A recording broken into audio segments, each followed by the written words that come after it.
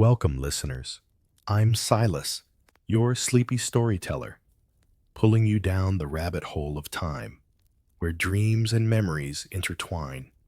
If you enjoy these videos, please tap the like button. It really helps. Also, don't forget to subscribe and turn on notifications so you can keep drifting along on your sleepy journey through history. And before we wander down the rabbit hole, share your city and time in the comments. I love imagining our journey threading through every ticking clock.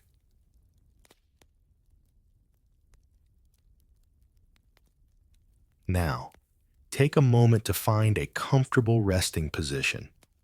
Close your eyes gently, and in your own time, allow yourself to sink into the quiet atmosphere of the past as we begin our slow journey together.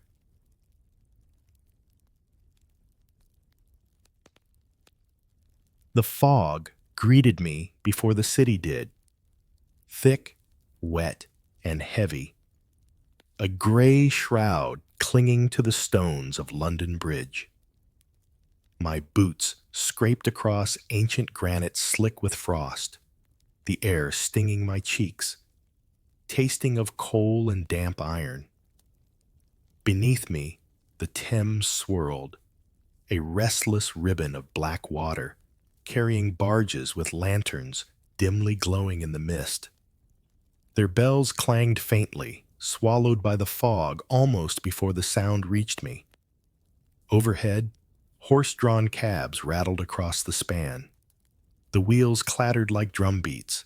The horses snorted steam, and bundled passengers huddled inside, cloaks pulled tight, rushing home to warm parlors and Christmas suppers. Each carriage passed with a hiss of breath and a rattle of harness, then faded into the muffled dark. I paused midway along the bridge. The air smelled of smoke and damp wool, of the river's brine mixed with the coal fires burning in every hearth. The bridge groaned faintly beneath the weight of traffic, a reminder of its centuries standing against wind, frost, and tide. Looking east, I could just glimpse the faint loom of ships at anchor, masts poking into the mist like a forest of blackened spears. To the west, the towers of the city rose as shadows, their outlines blurred, their lights struggling to pierce the fog. Even here, in the cold grip of night, there was life. A boy ran across the bridge, barefoot despite the frost, clutching bundles of newspapers and calling out in a cracked voice, "Christmas tales, a Christmas carol. Dickens' Christmas Carol for a penny. Read of Scrooge and spirits this blessed eve." His words echoed against stone, chasing the fog before being swallowed by the steady lap of the river. On the far side, I descended toward the Thames embankment, where the city pressed close to the water. Here, the lamps leaned out from their posts, glass globes haloed by mist, flames fluttering uncertainly in the damp air. They lit patches of cobblestone, but between them lay pools of darkness where the fog ruled unchecked. Vendors called from the shadows, their voices rasping through the cold, chestnuts roasting in iron pans, potatoes blackened and steaming, mugs of mulled ale. Their braziers hissed when the snow melted on iron, sparks flying upward and vanishing into the mist. The smell of roasting chestnuts mixed with coal smoke, sweet and bitter together. I stopped beside one stall. The vendor's hands were red from heat and frost alike. His voice rough but warm. "Chestnuts, sir?" A farthing for warmth, a penny for cheer. His cart was piled with brown shells cracking open to reveal soft flesh, the smell comforting, almost holy in the night air. A mother pressed a coin into his palm, and he handed her child a paper cone brimming with warmth. The boy bit down, steam rising from the nut as he laughed, a sound so sharp against the fog it made me smile too. From across the water rose the bells of St. Paul's Cathedral, deep and resonant, pealing over the city like a call to remembrance. Their notes carried faintly, softened by distance, yet they seemed to fold around me, echoing through the fog like a heartbeat. In every window facing the river, little points of fire glowed, Yule logs burning, candles flickering. Families gathered out of sight, but not beyond imagination. I moved slowly along the embankment, the frost crunching beneath my boots. Here the river met the city's soul. Warehouses with boarded doors, inns with wreaths of holly hung above thresholds, carolers standing under gaslight singing, "God rest ye merry gentlemen." Their voices carried in harmony, sweet against the cold, and a small crowd paused to listen. Men in top hats, women in shawls, children clapping mittened hands together. The fog swirled thick around the singers, so their outlines blurred. Their faces became silhouettes, and it felt as though the music itself had taken human form. I leaned against the rail, letting the carol wash over me, and for a moment I forgot the hunger and hardship shadowing these streets. But hardship was never far. A man in rags shuffled past me, coughing, his breath visible in the air, his hands bare and trembling. He stopped to warm himself by a vendor's brazier, eyes hollow, then moved on, fading into fog. Behind him, a carriage rumbled by, its lacquered body gleaming, passengers within wrapped in fur and carrying parcels tied with ribbon. In London, even on Christmas Eve, contrasts collided like flint on steel, wealth beside want, hope beside despair. I reached a place where the embankment widened, and I paused to lean over the stone balustrade. The river shifted below me, black and endless, a mirror for the faint glow of lamps and the sparks of braziers along its edge. Barges floated by, carrying coal and timber even on this night, their crews wrapped in mufflers, their lanterns swinging in the gloom. The Thames was more than water. It was London's artery, carrying life and hardship, commerce and hope. Every wave seemed to speak of toil. Every current bore witness to the city's struggle and persistence. On Christmas Eve, the river bore another burden, expectation. Somewhere beyond the fog, families waited for bread to bake, for candles to be lit, for voices to rise in prayer. I stood listening, not only to the river's hush, but to the city layered atop it, the clatter of hooves on stone, the hiss of steam from a ferry's whistle, the laughter spilling from a tavern door, the faint cries of newsboys hawking their broadsides, a Christmas carol. Ebenezer Scrooge and his ghosts.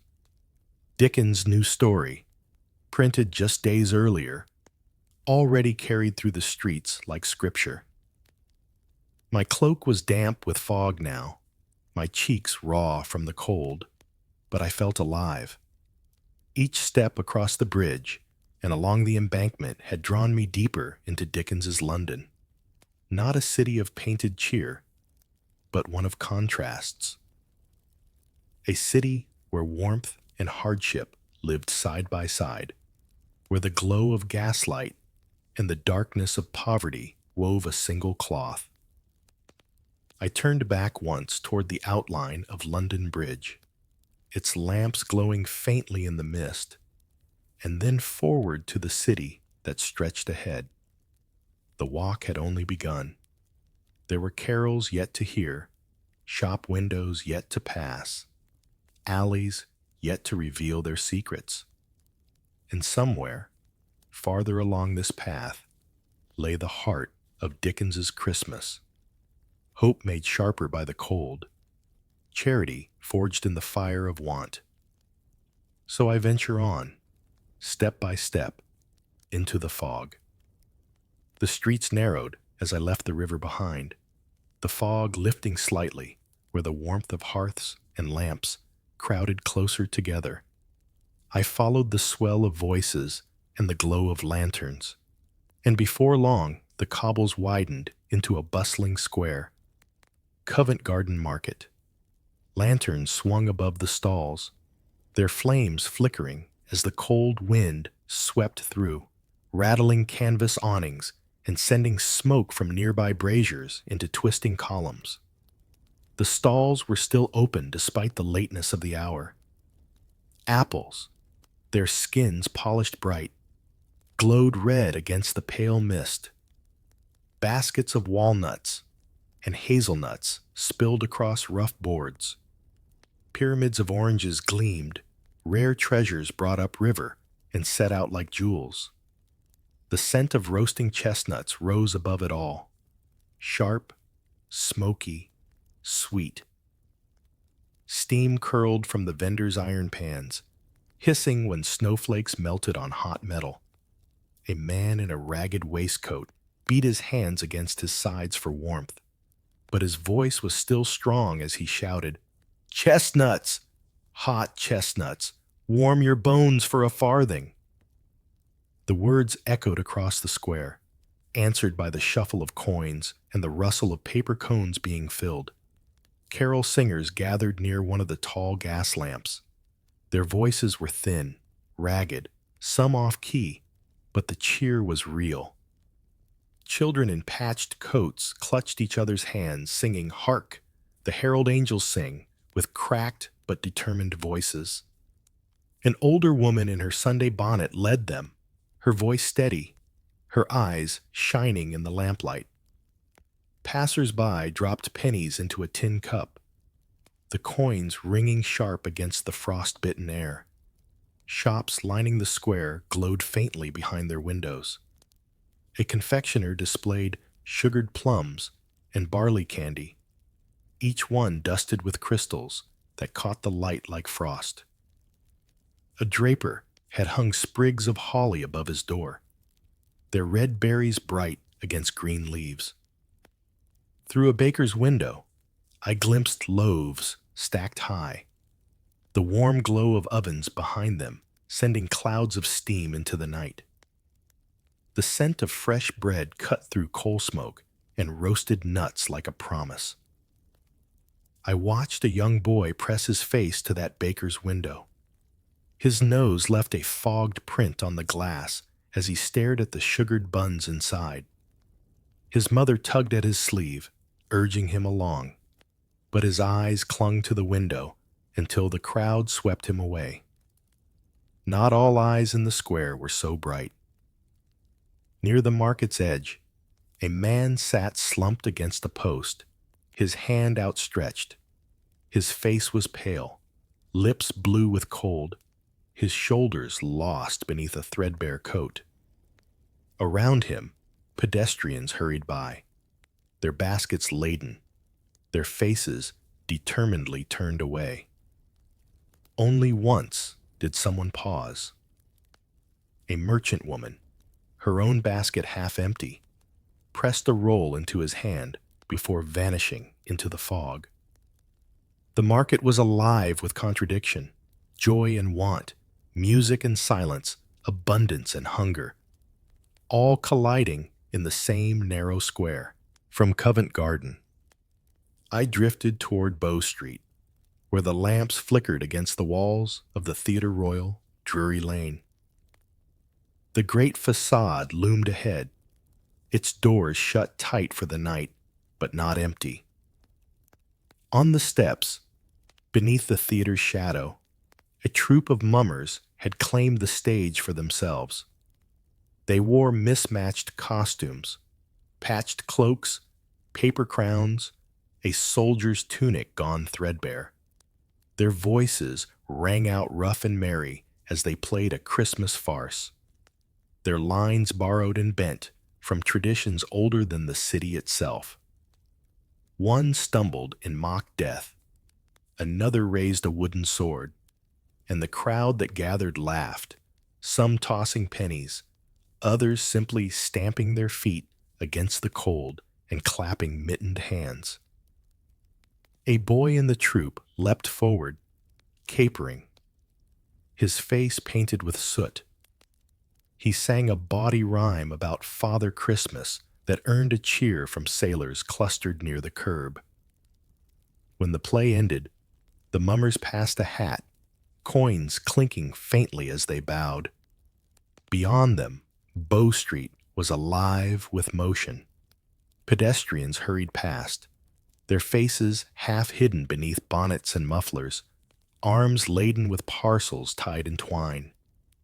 I heard the crunch of baskets shifting under weight, food for tomorrow's feast, small gifts wrapped in brown paper.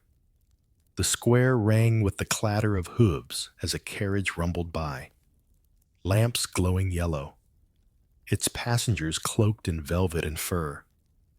From inside spilled the muffled sound of laughter, echoing strangely in the winter air. And yet, beside the bustle, stood the shadow of the Bow Street Runners' Post, the old headquarters of London's earliest police. Its windows were dark, but its presence reminded me of another truth, that even on Christmas Eve, the city carried its crime and its desperate acts. Beyond the mummers' cheer, I caught sight of a figure pressed into the shadows of an alley, eyes sharp, watching the flow of baskets and purses as though measuring his chances. Theater and law, song and suspicion. On Bow Street, the contrasts lay as thick as the fog. As I moved on, the sounds blended. The sharp cry of a chestnut vendor, the high trill of a child caroler, the rattle of carriage wheels on cobblestones, the sudden peal of bells from St. Martin in the Fields not far away. Coal smoke hung heavy, mingling with the scent of mulled ale, roasted meat, and damp wool. The fog had thinned here, pulled apart by the glow of so many lamps and windows, but it clung still to corners and alleys. I passed beneath an archway where evergreen boughs had been tied with ribbon. A sprig of mistletoe hung crooked above a doorway, and as I walked by, a young couple laughed, their cheeks flushed red with cold and cheer as they kissed beneath it. But only a few steps later, a child darted into the street, her dress thin, her bare feet black against the snow. She called out, selling ballads printed on cheap paper, her voice shrill, "Songs for Christmas! Carols for a penny!" Her hands trembled from cold, her eyes too old for her years. I watched her weave between carriages and carts, the joy of mistletoe laughter still ringing behind me, and the weight of the city settled heavy again. Covent Garden had shown me the market's glow, lantern light against the fog, abundance against a hunger, music raised against silence.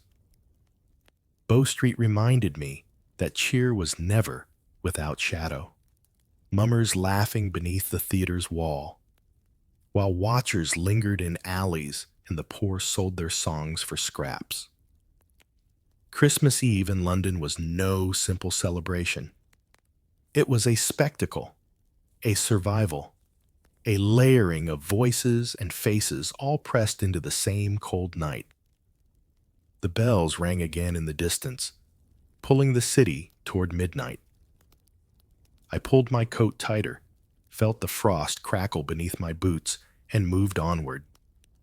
There were more streets ahead, more lamps to pass, more voices to hear. Somewhere in the fog lay the deeper heart of Dickens' London, the place where hardship and hope met most sharply. and where Christmas itself was forged.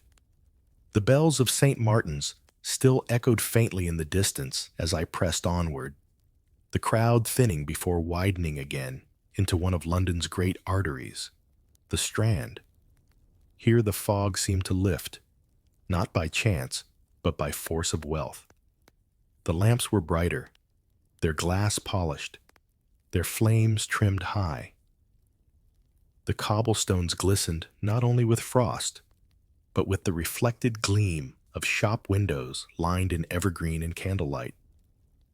Grand coaches rolled past, iron-rimmed wheels sparking against the stones, the breath of their horses steaming into the night like the smoke of some restless engine. Their passengers, ladies in fur muffs, men in tall hats, sat within velvet shadows, their silhouettes framed by curtained windows. The rattle of their wheels mixed with the crisp ring of boot heels as gentlemen and ladies alike hurried along the pavements, their parcels clutched close. The shops themselves glowed like beacons. I passed a toy seller whose windows were crowded with tin soldiers, wooden horses, and dolls with porcelain faces. Candles flickered against the painted eyes, bringing them strangely to life. A boy in a velvet coat pressed his nose to the glass, his breath fogging the pane, his gloved hand twitching as if he could pluck the toys through sheer longing. His father, patient but stern, tugged him gently away, their carriage waiting. Across the street, a vendor tended a cart piled with roasted potatoes. The skins split with steam, releasing a scent both earthy and sweet that drifted across the road, meeting the perfumes of the shops in a mingled air of plenty.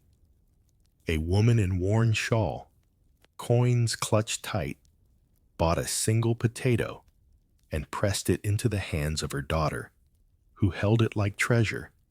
The child bit carefully, the heat burning her lips, but her smile broke wide in the lamplight.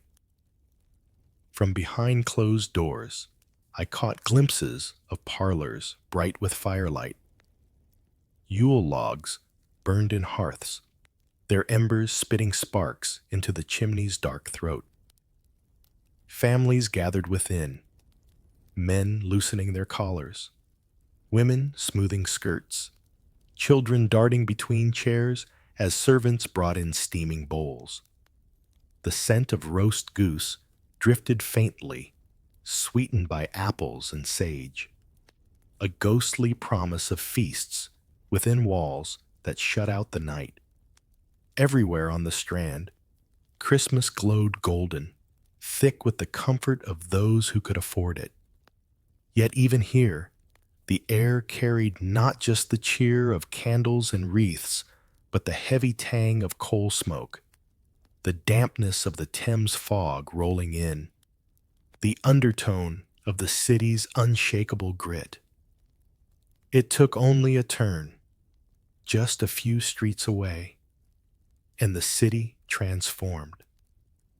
I left the glitter of the Strand behind and stepped into the infamous Seven Dials. Here the lamps burned lower, their glass clouded with soot, their light swallowed by fog. The cobbles narrowed, twisting into alleys that stank of refuse. The houses leaned inward as though conspiring, their windows cracked or dark, doors hanging crooked on rusted hinges. Where the Strand had gleamed with wreaths and ribbons, these walls bore only peeling plaster, streaked black with damp. The air thickened with coal smoke and rot. Children darted barefoot through the alleys, their clothes little more than rags, their faces pale with hunger. A group of them huddled around a brazier cobbled together from an old barrel, warming their hands over scraps of wood that burned quick and mean. Their laughter was sharp but fleeting, turning quickly into coughs that echoed against the narrow brick. I passed a family crouched by the gutter, sharing a paper cone of roasted chestnuts. The father cracked each one with fingers blackened from labor, dividing the meager warmth between wife and children. The youngest clutched two halves of a chestnut as though they were a feast. The steam rose briefly, curling into the night before the fog devoured it. Not far away, a woman leaned against a wall, her shawl pulled tight, her eyes sharp with calculation. She caught the sleeve of a passing man, murmuring an offer, her voice low but urgent. He shook her off, muttering, but she moved quickly to the next shadow, hunger sharper than pride. The smell of gin clung to the place, sweet and sharp, spilling from doorways where cheap taverns glowed faintly. Laughter burst suddenly from one, harsh and raucous, before dying as quickly as it came. Behind another, a man sang a carol, his voice rough with drink, verses slurring into silence. I stopped beneath the meeting point of the 7 streets, where a tall pillar once stood, before the mob, tore it down. Dickens himself had walked these alleys, drawing from them the misery that filled his pages. I could see why. The poverty here was not hidden. It was written in every doorway, every cough, every thin hand stretched toward warmth. One boy, no older than 10, stumbled as he carried a bundle of newspapers under his arm. He cried out hoarsely, "Christmas edition! Stories for the season." His shoes were split, his toes red with cold. He ran past a shop where a wreath still hung, though brown with decay, and vanished into the mist. It struck me then, the sheer nearness of it all. The Strand and 7 Dials, separated by no more than a turn of the street. Yet they might as well have been different worlds. In one, toy shops glowed with porcelain dolls and tin soldiers. In the other, children shivered barefoot in alleys. In one, Yule logs burned bright against polished hearths. In the other, scraps of wood smoldered in rusted barrels. And yet both were London, both alive on this Christmas Eve. The laughter of the wealthy and the coughs of the poor mingled in the same night air, carried together beneath the same coal-smudged sky. As I left 7 Dials, the air felt heavier, the contrast still sharp in my mind. London was 2 cities, pressed shoulder to shoulder, each pretending the other did not exist. The plenty of the Strand could be seen from the alleys of the Dials, and the hunger of the Dials could not be ignored by those passing with baskets and parcels. Christmas here was not simple merriment. It was division laid bare, yet also the faintest thread of unity, because even in 7 Dials, the faint notes of a carol drifted, ragged but determined, weaving into the grandeur of bells ringing from the Strand. The fog thickened again as I turned away, the gas lamps flickering like uncertain stars. My boots struck sparks from the cobbles, and I walked onward, deeper into Dickens City, where grandeur and squalor met at every corner. The bells reached me first. Clear, resonant, and insistent, they rolled across the night air as though cutting through both fog and coal smoke. I turned a corner and found myself facing St. Martin in the Fields, its neoclassical portico rising above the churn of London streets like a sentinel of stone. The lamps along the steps flickered, their glow softened by the holly and ivy strung about the railings. Each wreath looked modest, yet deliberate, as if the congregation had clothed the church in living green to stave off the barren winter. The doors opened and the faithful streamed out, their faces flushed from candlelight and hymn, Some still clutched prayer books. Others hummed softly the last notes of a carol. The air was thick with incense that had clung to their coats, mingling with the acrid bite of coal smoke and the sharp cold of December. But not everyone here came for prayer. At the church steps, a small group of men and women passed out loaves of bread and bowls of steaming broth. Their lanterns swung gently in the wind, illuminating faces weary but grateful. The line of the hungry stretched into the shadows, men with hollow cheeks, women holding children half asleep in their arms, their breaths rising like mist. I watched as a girl, no older than 7, tore a piece of bread and offered half to her younger brother before nibbling at the crust herself. Her mother pulled the shawl tighter around them both, whispering something that sounded like thanks, though I could not catch the words. The bells tolled again overhead, and for a moment the sound seemed to sanctify the exchange. The act of giving bread every bit as holy as the prayers still echoing from the sanctuary. Inside, worship had been ritual. Outside, it was necessity. The contrast was not jarring, but seamless, as if London itself understood that faith could not remain in stone walls, but must spill into the streets. A small group of carolers gathered beneath the church's colonnade, their lantern casting long shadows. Their voices were thin in the cold, but steady. "God rest ye merry, gentlemen." Passers-by paused to listen, a few joining in, their voices blending with the distant rumble of carriage wheels and the hiss of coal smoke from street grates.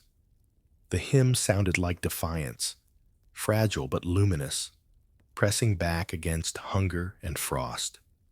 I pressed on westward, the bells fading behind me as the streets widened again into Leicester Square. Once it had been a garden, a place of quiet, but now taverns and coffee houses framed its edges, their windows glowing like hearths against the night. From within came the sounds of laughter, the clink of tankards, the rise and fall of voices raised in toasts. A fiddle scraped furiously inside one tavern, the tune bursting onto the street whenever the door swung open. The smell of ale and roast meat billowed out in clouds that vanished into the fog.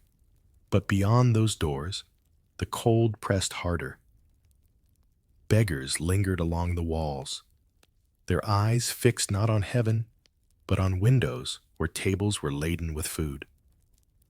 One man crouched on the ground with a hand outstretched, his voice hoarse as he called for pennies.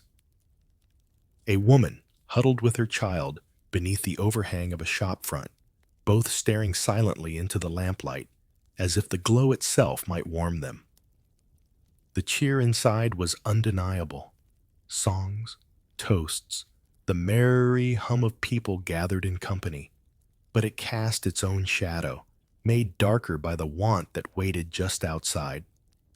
Near the square's edge, a vendor hawked broadsheets, his fingers smudged with ink.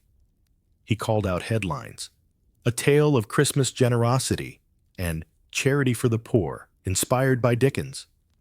He thrust the papers at anyone who passed, and I saw the bold black letters proclaim stories of families donating coal, of city merchants providing feasts for the destitute. It was theater as much as truth, yet the pamphlets sold quickly. Even the wealthy, it seemed, longed to believe themselves part of a season of mercy. I bought one, its thin paper already curling from damp air, and read by the glow of a gas lamp. The words urged readers to give not only gifts to family, but bread and coal to strangers. It echoed what I had seen at St. Martin's. Faith turned into action, ritual transfigured into bread and warmth. Above it all, the bells of another church tolled faintly, weaving their sound with laughter and fiddle music. The two strains did not cancel each other. They combined, a harmony of sacred and profane charity and cheer. Here, Christmas revealed its paradox. In one square, both prayer and ale mingled, both carols and fiddles played, both loaves of bread and tankards of beer were shared. Faith was not divorced from festivity, nor festivity from hardship. They coexisted, imperfect but undeniable, woven together in the very fabric of London's night. As I turned away from Leicester Square, the sound of laughter faded, replaced again by the rasp of wheels on cobblestones and the far-off cry of another newspaper boy. The coal smoke stung my eyes, but above the haze, the stars of gas lamps burned on, flickering, imperfect, but steady.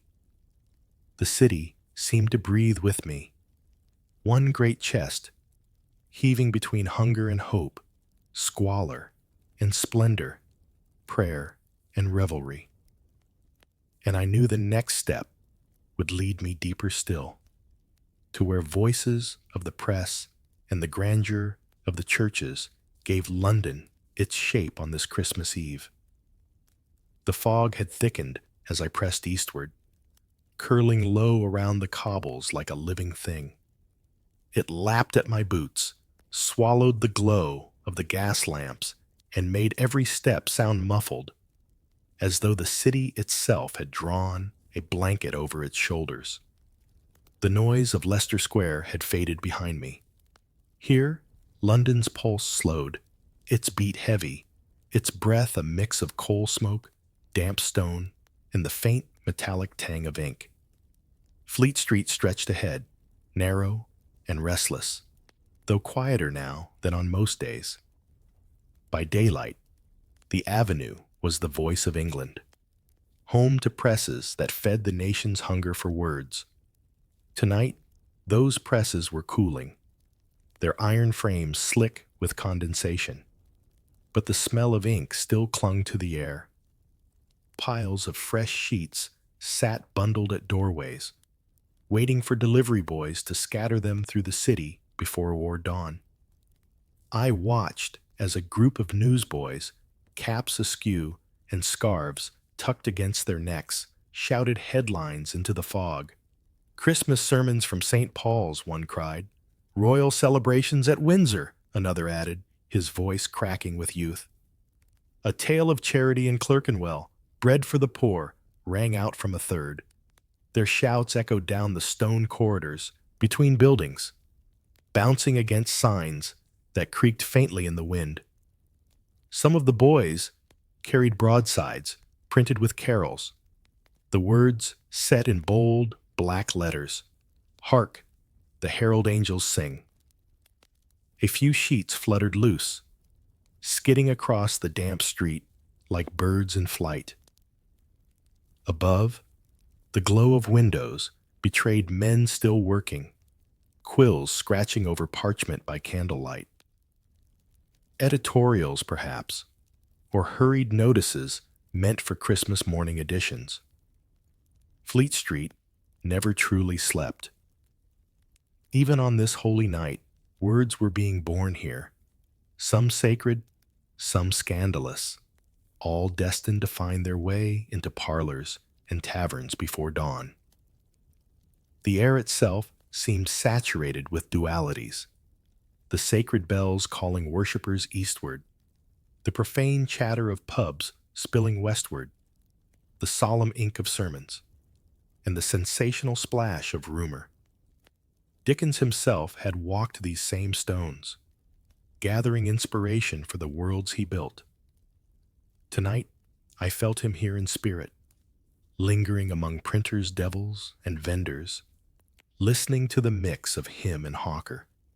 Coal smoke drifted heavily over the rooftops, pressing the fog downward until it clung to the lamps like gauze. Every flame seemed to shiver, haloed by moisture, its glow dimmed but never extinguished. The damp crept into my coat, into my gloves, until even my breath felt thick with soot. Carriages rattled along the narrow way, their wheels crunching over frost, iron rims striking sparks from uneven stone. Horses snorted in the cold, plumes of steam rising from their nostrils.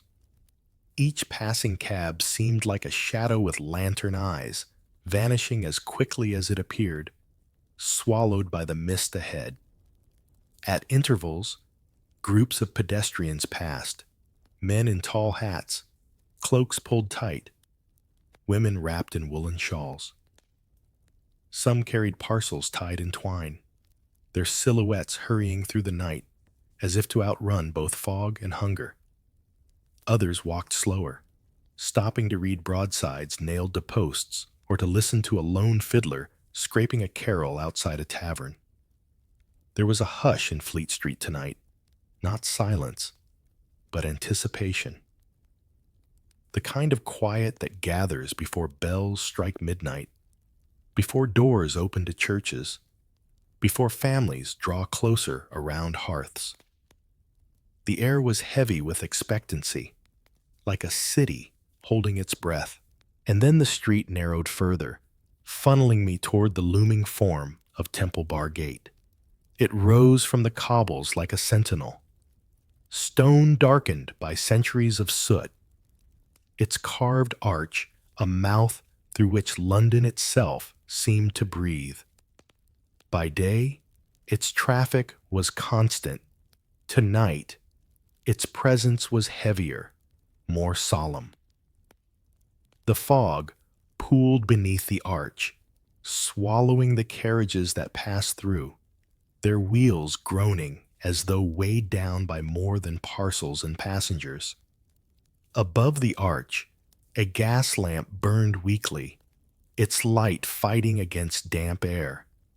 It flickered with stubborn insistence, like a sentinel flame keeping watch over the city's passage between past and present.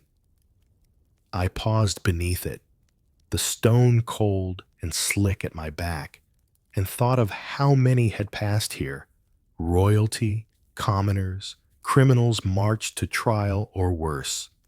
Temple Bar had been a witness to centuries of triumph and cruelty, of proclamations shouted and heads once displayed in grim warning. Its stones carried memory deeper than any printing press could record. Now, on this Christmas Eve, bundled carriages rolled through its arch, their wooden wheels crunching over the frosted ground. Inside, families sat close, wrapped in furs, lanterns swaying. I caught glimpses through carriage windows. A child clutching a toy soldier, a woman with her hand resting on her husband's gloved fist, an elderly man staring out into the fog as though searching for ghosts. Each was heading home, or to worship, or to feasts both grand and humble. Each bore within them the weight of the year gone by, the hope of the year about to come. The gate stood as both threshold and reminder. London was ancient, layered, and unrelenting. Yet even here, even beneath these sooted stones, there was a flicker of light. A caroler's voice rose faintly behind me, carried by fog, singing, "O come, all ye faithful, joyful, and triumphant." The notes drifted upward, tangled with the hiss of horses' breath, the crack of wheels, the flicker of the lamp above. It was not triumph alone, nor joy alone, but something in between, a hymn sung through smoke and shadow, fragile yet insistent. Fleet Street had given me the voice of the city, its presses, its newsboys, its constant hum of proclamation. Temple Bar had given me its body, stone and soot, shadow and history, the weight of centuries pressing on the present. Together, they formed a hush unlike any other, the sense of a city gathered inward, waiting. Christmas Eve in London was not merely carols and candles. It was ink and stone, coal and fog, hunger and hearth. It was the noise of presses alongside the stillness of prayer, the rattle of carriages beneath arches darkened by centuries of sorrow. It was all these things bound together in anticipation of midnight, when bells would toll again and the city would breathe out its long-held breath. As I stepped through the arch of Temple Bar, the flickering lamp above seemed to bless the passage, not with clarity, but with persistence. The fog swallowed me, the bells stirred again from the east, and I knew the next steps would carry me toward the heart of that anticipation, where the great dome of St. Paul's waited like a lantern above the city, calling the faithful into its embrace.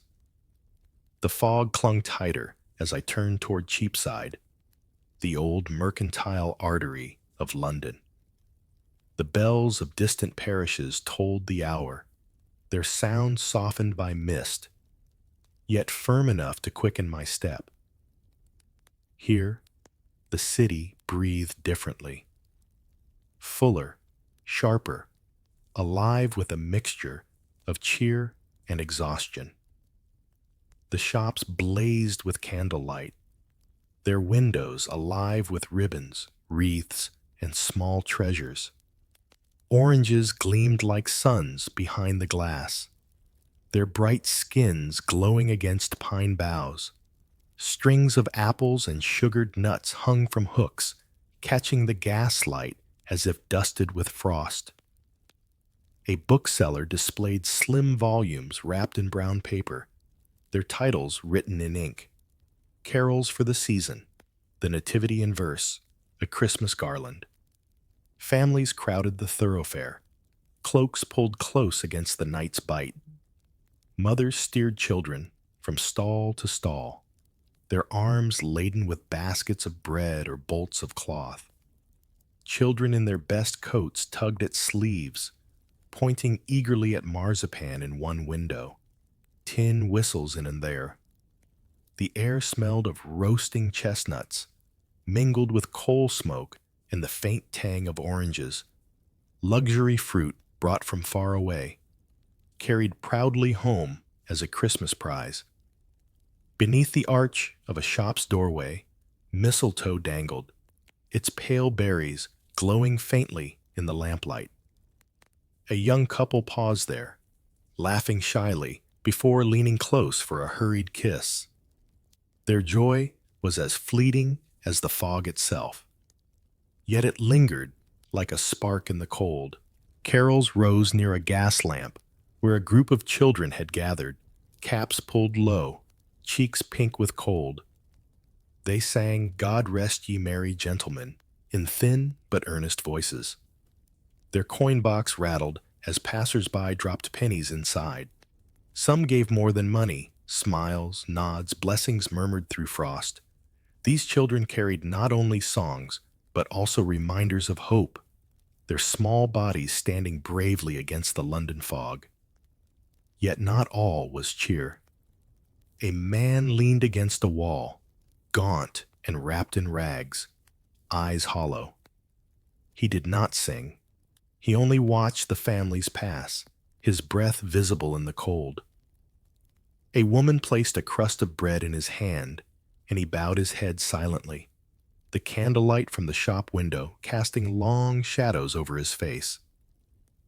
Cheapside was Dickens's London in essence. Plenty on one side, want on the other.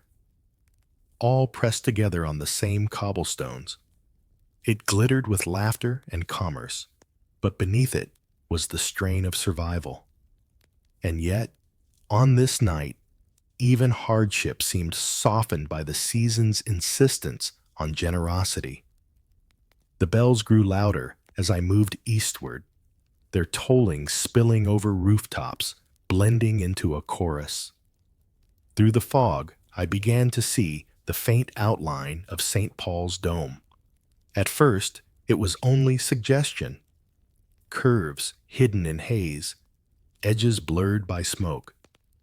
But with each step, the great cathedral asserted itself against the night. Carriages slowed here, their wheels crunching as families disembarked at the steps. Lanterns flickered in their hands, swinging like stars as they hurried upward. The smell of coal gave way to incense, carried faintly on the wind, mixed with evergreen boughs tied to railings. The entire square seemed to tighten with anticipation, as though the city itself leaned toward the cathedral, waiting. At last, the fog broke enough to reveal the dome in full. It rose above me like the very vault of heaven, its stone luminous in the moonlight, its lantern spire piercing upward into cloud. Gas lamps ringed the steps, their flames bending in the wind, each halo casting long shadows of those climbing upward. The bells struck midnight. Their sound rolled through the city like thunder smoothed into music, deep, resonant, endless. Each note seemed to shiver through the stone under my feet, echoing in my chest until I could feel the weight of centuries vibrating within me. Crowds streamed toward the doors, the wealthy in fine coats, the poor in threadbare shawls, soldiers with medals pinned to their chests, widows with children clinging to their hands, all pressed together, all drawn by the same summons. There was no division here, not tonight. The season's call erased rank, at least for these brief hours, binding every soul in shared expectation. From within, the first strains of hymn drifted outward. God rest ye merry, gentlemen, let nothing you dismay. The voices were layered, deep baritones, clear sopranos, children's treble notes, rising like birds above the rest. The song mingled with the tolling bells, spilling down the steps into the square, where those too late to enter still gathered, craning to listen. I lingered at the bottom, unwilling to break the spell by pushing inside. The steps themselves were enough. Here, in the cold air, I felt the cathedral's breath against me, the warmth of hundreds gathered in worship, the weight of voices rising against stone, the glow of faith pressing outward through stained glass windows. It was awe, not only of architecture, but of spirit. St. Paul's was not merely a building tonight, it was a beacon, a heart beating through fog and frost, a reminder that even in a city of hardship, joy could swell strong enough to be heard above coal carts and carriages. Standing in the square, I felt London itself gather into clarity. It was hardship and splendor intertwined. It was carols sung with empty stomachs, shop windows glowing with toys unaffordable to most, mistletoe kisses stolen in fog, and sermons rising above hunger. It was coal smoke in lungs and candlelight in windows. This was Dickens's London, the city that gave us Ebenezer Scrooge and Tiny Tim, where redemption was born from squalor, and where charity was not an ornament but a necessity. The cathedral bells carried that truth into every alley, every rookery, every mansion alike. Cheapside had been commerce and cheer. St. Paul's was faith and finality.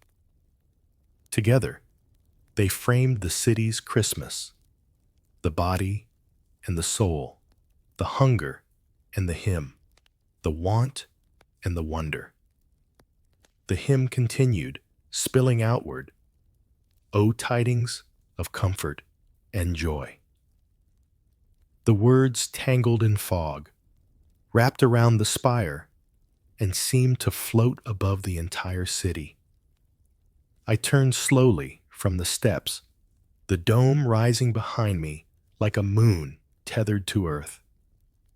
My boots crunched softly on frost as I walked back through the square, the sound of bells still vibrating in the night air. Families hurried past, laughter mixing with prayers, their breath rising in clouds of white. The fog curled around me again, but I carried the glow of the cathedral within me, a warmth against the cold. As I moved away, I looked back once more. St. Paul's loomed through the mist, its dome steady, unshaken by shadow. On this night, it was more than stone. It was the very spirit of London, lit from within, echoing with hymns of comfort and joy. Christmas Eve had always been a night of contrasts here, splendor and squalor, hunger and plenty. But at the heart of it all, beneath the dome of St. Paul's, it became unity. A fragile, fleeting unity, perhaps, but one that gave hope enough to carry into morning. And so the night closed. London's hardship softened by carols, its fog pierced by bells, its poverty joined to its wealth in one hymn sung into the dark.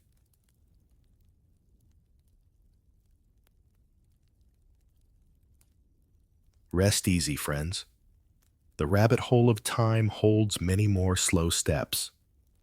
Until we meet again, this is Silas, signing off.